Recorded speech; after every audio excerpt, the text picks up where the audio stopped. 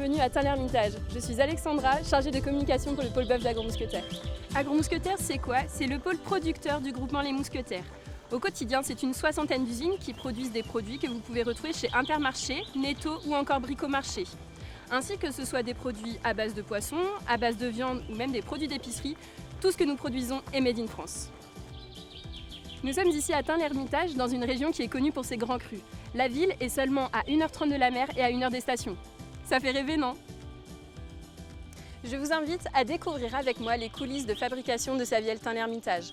Au programme, je vais vous présenter des outils de production pointus, mais surtout le savoir-faire de collaborateurs et de collaboratrices qui seront fiers de vous présenter leur métier. Je vous laisse me suivre.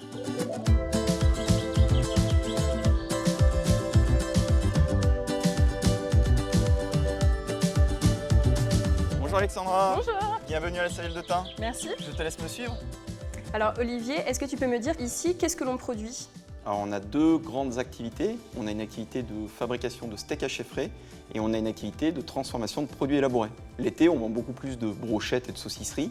Et l'hiver, on vend énormément de rôtis festifs et de paupiettes.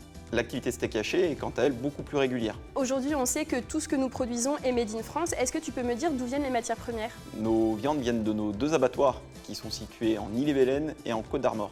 Tous ces produits élaborés qui sont donc transformés, ils vont où? On couvre tous les intermarchés au niveau national, également les Netto, et on sert depuis quelques mois des professionnels avec notre marque Agro-Mousquetaires Professionnels. Je te laisse me suivre, on va aller voir Angélique. Très bien. Alexandra, je te présente Angélique. Bonjour Alexandra. Bonjour Angélique. Alors aujourd'hui, tu t'occupes de combien de collaborateurs ici? On a 150 salariés permanents et en saison, on monte à 170 intérimaires. Quelles actions vous mettez en place ici justement pour les attirer? On a dû multiplier les actions cette année avec des after-work, des job dating sur site ou à l'extérieur, des distributions de flyers, des spots radio. Et alors ces intérimaires, quand ils arrivent, est-ce qu'ils suivent un parcours d'intégration? Est-ce qu'ils ont une formation à leur poste? Nous avons un système de référents d'intégration, c'est-à-dire qu'on a des personnes qui sont formées sur chacun de nos sites pour accueillir et former les nouveaux arrivants. Et est-ce qu'aujourd'hui, au-delà de ces saisonniers, il y a toujours des postes à pourvoir au sein de la Saviel? Nous avons des postes à pourvoir en CDI, des postes de conducteur de machine, d'animateur d'équipe, de technicien de maintenance. Nous avons un système de référents d'intégration en interne, c'est-à-dire qu'on a des personnes qui sont formées en tant que formateurs sur chacun de nos postes. Donc toute personne voulant évoluer sera accompagnée sur son poste.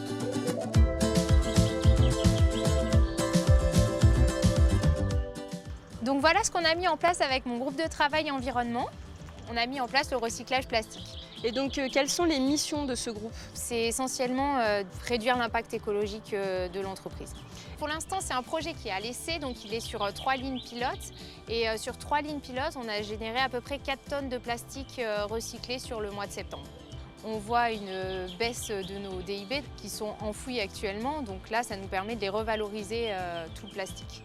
Est-ce qu'il y a d'autres actions qui sont mises en place par ton groupe de travail? Oui, on a pu mettre en place des détecteurs de mouvement dans les vestiaires pour limiter la consommation des lumières. On a pu mettre en place aussi des mitigeurs dans les robinets de l'entreprise et surtout des vestiaires au niveau des lavages de mains. Merci en tout cas Emeline pour toutes ces réponses. Moi je vais continuer ma visite. Bonjour Marion. Bonjour Alexandra. Est-ce que tu peux me dire quelles sont les actions que tu mets en place sur le site de Saviel Tain pour la gestion des énergies? Alors, par exemple, cette année, sur la consommation d'eau, on a mis en place des nouvelles buses avec l'équipe de nettoyage qui nous permettent de réduire la consommation d'eau. On a également changé la salle des machines. Ça nous permet d'utiliser un nouveau fluide frigorifique qui n'est pas dangereux pour l'environnement, il n'émet pas de gaz à effet de serre. On a des nouveaux condenseurs adiabatiques qui consomment beaucoup moins d'eau. Ensuite, la salle des machines est moins gourmande en électricité puisqu'elle est beaucoup plus récente. Et enfin, on a installé un récupérateur de chaleur. Ce récupérateur de chaleur, il nous permet de chauffer l'eau qui sert ensuite au nettoyage. Le préchauffage de l'eau nous permet de gagner environ sur la période d'été 50% de consommation de gaz. Est-ce que tu sais s'il y a d'autres actions qui vont être menées d'ici la fin de l'année ou peut-être sur l'année 2023 pour continuer sur cette bonne lancée? On travaille toujours en lien avec les équipes de maintenance et en ce moment, on travaille sur l'arrêt des pompes à vide le week-end pour diminuer aussi la consommation d'électricité. Bonjour Aurélie. Bonjour. Est-ce que tu peux m'expliquer quelles sont les missions du service qualité, s'il te plaît? On travaille sur l'ensemble du site, de la réception des matières premières jusqu'aux expéditions des produits finis. On travaille en collaboration avec la production. L'objectif, c'est de s'assurer des bonnes pratiques de fabrication, des bonnes pratiques aussi d'hygiène au sein des ateliers pour pouvoir faire des produits conformes. On les aide aussi pour tout ce qui est amélioration continue, c'est-à-dire que si on a des anomalies, on va les aider à faire l'analyse des causes, à trouver les raisons des dysfonctionnements pour pouvoir faire en sorte, en mettant des plans d'action, que celles-ci ne se reproduisent pas. On réalise aussi des analyses sur les produits, bien évidemment, que ce soit des analyses bactériologiques, physico-chimiques, que ce soit sur les matières premières, les produits finis, pour s'assurer de la conformité de nos produits et assurer la sécurité des aliments, des produits qu'on envoie aux consommateurs. Et on assure bien évidemment la traçabilité des produits aussi, du début jusqu'à la fin. Quelles sont les bactéries qui sont les plus souvent recherchées? Alors en fait, on va rechercher autant des bactéries, on va dire un peu toutes les familles, donc ce qu'on avait appelé nous la flore totale. Mais ce qui va nous intéresser surtout, c'est les bactéries, on va dire pathogènes, c'est-à-dire celles qui peuvent vraiment entraîner des toxications alimentaires, notamment sur nos productions de steak haché et dans nos laboratoires, avec toutes les analyses qui ont été mises en place sur ce site-là pour pouvoir être au plus près de la production. Est-ce que tu peux me dire si le site possède des certifications? En fait, on a plusieurs certifications sur le site. On est certifié ISO 9001, ISO 14001. Donc il y en a une, c'est le management de la qualité, l'autre, c'est le management de l'environnement. On est aussi certifié IFS, donc ça, c'est une norme sur la sécurité des aliments sur le site. Et on a aussi ce qu'on appelle des certifications produits, c'est-à-dire qu'on fait des produits avec des labels, on va dire. Par exemple, on fait faire de la saucisserie label rouge, on va faire de la chipolata bio, donc qui répondent à des cahiers des charges clients particuliers et que vous retrouvez sur les étiquetages des consommateurs avec des petits logos, donc label rouge ou bio sur nos produits. Très bien. Merci beaucoup Aurélie pour toutes ces réponses. De rien, pas de souci et bonne continuation. Merci. Bonjour Kevin. Bonjour. Est-ce que tu peux m'expliquer comment s'organise ton service?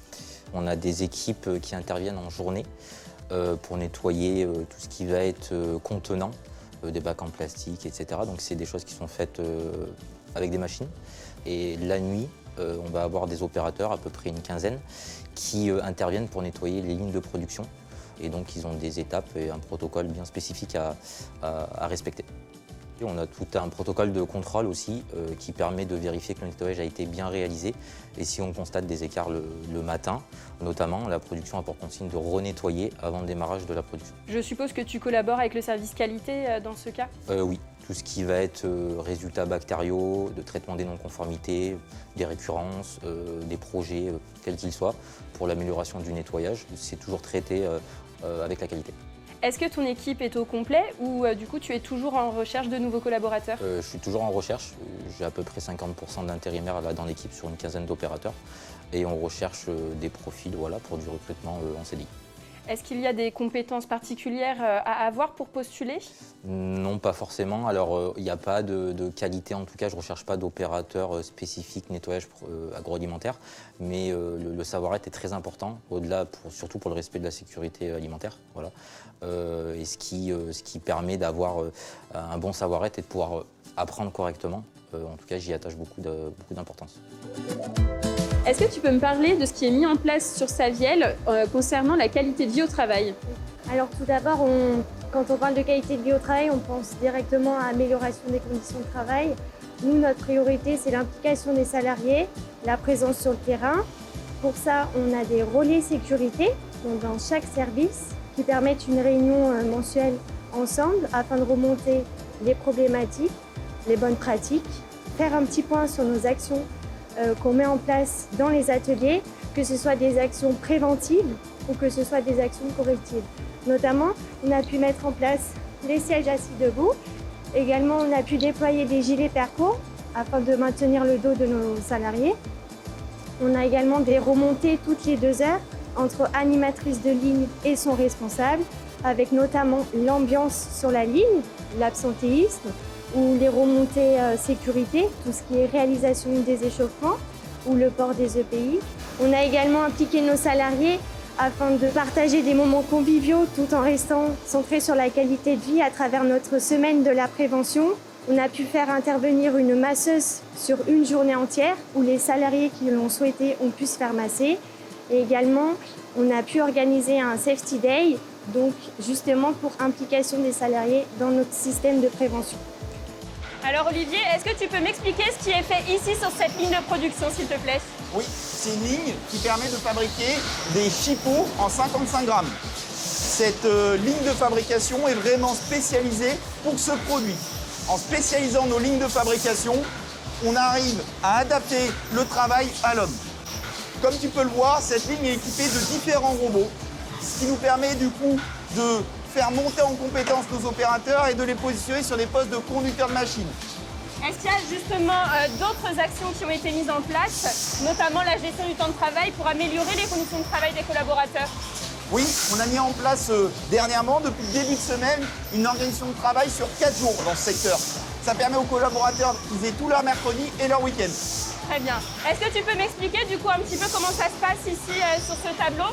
Oui, en fait là, si tu veux, tu as un écran qui permet de reporter les performances de la ligne de fabrication. Donc j'imagine que ça permet d'ajuster en temps réel en fait la ligne aux besoins des collaborateurs et de la production. Tout à fait. Bonjour Baptiste. Bonjour. Est-ce que tu peux me présenter un petit peu ce lieu s'il te plaît? Alors ici on se trouve au magasin général et donc ici on s'occupe de réceptionner tout ce qui est consommable, et épices et même les EPI. D'accord. Donc notre fonction c'est aussi de réceptionner, de faire du contrôle qualité et puis ensuite de ranger les consommables et puis aussi d'approvisionner aussi les lignes. J'imagine que ça doit demander une certaine organisation pour que tout reste bien rangé. Ben oui, effectivement, on doit faire un 5S pour qu'on puisse s'y retrouver, ranger comme il faut les consommables et qu'on puisse aussi approvisionner plus facilement. Est-ce que tu peux m'expliquer ton parcours au sein de la Saviel, s'il te plaît? Alors moi, j'ai commencé en 2005, donc de côté réception. Donc je travaillais exclusivement de nuit. Et puis maintenant, ça fait 17 ans et j'ai un petit essoufflement. J'avais envie de retrouver ma liberté de journée. Donc après, j'ai contacté l'entreprise pour qu'ils puissent me proposer autre chose parce que je n'avais pas envie de partir, j'étais plutôt bien ici. Donc tu t'épanouis maintenant dans ce nouveau poste? Et bien maintenant, ça fait un mois et ça se passe plutôt bien. Les gens sont plutôt bienveillants. Ils prennent le temps de m'expliquer les choses. Après, ça se fait aussi dans le temps. Donc après, il faudra le temps au temps, quoi. Bien, je te souhaite une bonne continuation. En tout cas, moi, je vais continuer ma visite. Ça marche, merci, à bientôt. Merci. Bonjour. Bonjour Marie. Est-ce que tu peux m'expliquer ce que tu fais sur cette ligne de production, s'il te plaît? Alors, ici, nous fabriquons les paupiettes. D'accord. C'est fait avec une farce paupiette, là, que je suis en train de vérifier. Après, la farce paupiette, elle est mise dans le poussoir. Et après, ça sort par petits pois. Et après, la personne met une escalope autour. On barde avec de la poitrine fumée et après on envoie pour être ficelé. Ça nécessite quand même un côté artisanal pour faire ces paupiettes. C'est vrai qu'il n'y a pas de machine automatisée, il n'y a rien. Toutes les personnes ont un rôle bien défini sur la ligne. Donc toi, ton rôle d'animatrice, c'est de superviser toute cette ligne, de t'assurer que tout fonctionne plutôt bien. Oui, c'est ça? Toutes les étapes soient bien respectées. Donc toi, tu exerces ce métier depuis combien de temps? Une petite dizaine d'années, ici à la Saviel. Bonjour Alexandre. Bonjour. Est-ce que tu peux me présenter cette ligne de production, s'il te plaît? C'est une ligne polyvalente. C'est une ligne qui fait des brochettes de porc et de bœuf industriel et d'abats industriel l'été. Et l'hiver, cette ligne-là, elle est modifiée pour faire des rôtis festifs. On peut voir que tout est fait à la main. Combien de rôtis sont faits par jour à peu près? On est entre 1000 et 2000 rôtis par jour, donc ce qui est quand même assez important. On peut monter même beaucoup plus sur les périodes de Noël, parce qu'on fait des rôtis un peu de Noël, dits festifs. D'accord. Et alors, d'où viennent les produits qui servent justement à faire ces rôtis? Ils viennent du groupe. Le bacon vient de Saison Celtique, la viande vient de chez Gatine Viande. D'accord, donc on est vraiment sur du 100% made in France. Oui. Est-ce que tu peux m'expliquer un petit peu ton parcours au sein de la Saviel, s'il te plaît? Je suis rentré il y a 15 ans maintenant, dans le service piécé, de brochettes à l'époque. J'ai fait également l'ordonnancement, j'ai fait de la prévision, j'ai fait de l'achat matières premières, j'ai supervisé des équipes pendant ces 15 années-là. Donc ce qui est enrichissant et ce qui est passionnant, c'est que c'est toujours en mouvement. Si je parle il y a 15 ans de mon métier, quand je suis arrivé, et d'évolution aujourd'hui des lignes, ça n'a rien à voir. Donc c'est ça qui est passionnant, c'est que le métier est tout le temps en pleine évolution. Que ce soit par la tablette par exemple, comment checker, etc. Il y a 15 ans, ça n'y était pas, etc. Bonjour Loïc. Bonjour. Quel est le process pour faire un bon steak haché? Donc déjà, c'est une sélection de bons muscles de viande qu'on reçoit. Donc on reçoit du 5%, du 15% ou du 30% de matière grasse. Par la suite, ça va être haché avec plusieurs paramètres, donc un contrôle de température, du taux de matière grasse.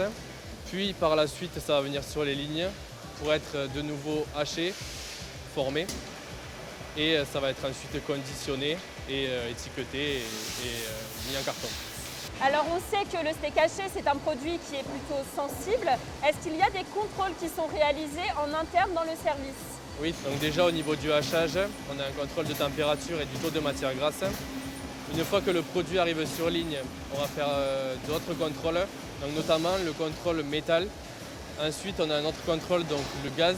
On va également s'assurer que la barquette ne soit pas fuitée. Et puis pour finir, on va également contrôler la traçabilité du produit. Est-ce que de manière générale, tu t'épanouis au sein de ce service? Oui, tout à fait. J'ai de très bons managers qui me permettent de gagner en compétences. Et il faut savoir que oui, je suis totalement comblé puisque je suis resté pour mon master dans cette entreprise, sachant que mon école est à 4 heures d'ici.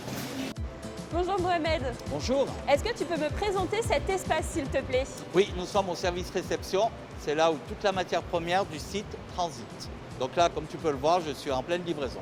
Donc cette matière première, elle vient d'où? Cette matière première vient de nos abattoirs qui se situent en Bretagne. Donc on est sur du 100% made in France? Oui, absolument. La matière, elle reste combien de temps ici? Elle reste environ 72 heures, voilà. Et ensuite, après ces 72 heures, où est-ce que va la matière première? Donc elle va donc directement à l'atelier saucisserie. Donc Mohamed, ça fait combien de temps que tu travailles ici? J'attaque ma 19e année. Et donc tu as toujours été dans le service des réceptions? Toujours, oui. Donc j'imagine que tu t'y plais? Oui, forcément, oui. Très bien, merci pour toutes ces réponses.